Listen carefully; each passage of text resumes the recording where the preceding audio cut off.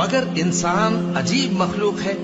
کہ جب اس کا پروردگار اس کو آزماتا ہے کہ اسے عزت دیتا اور نعمت بخشتا ہے تو کہتا ہے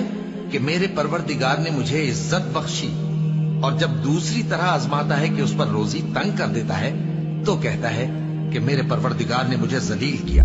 یوں نہیں، بلکہ تم لوگ یتیم کی خاطر نہیں کرتے اور نہ مسکین کو کھانا کھلانے کی ترغیب دیتے ہو، اور میراث کے مال کو سمیٹ کر کھا جاتے ہو اور مال کو بہت ہی عزیز رکھتے ہو۔ یوں نہیں،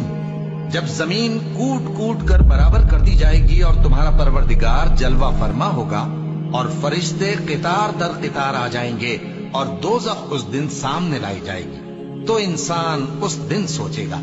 مگر اب سوچنے سے اسے فائدہ کہاں مل سکے گا؟ کہے گا کاش میں نے اپنی اس زندگی کے لیے کچھ آگے بھیجا ہوتا،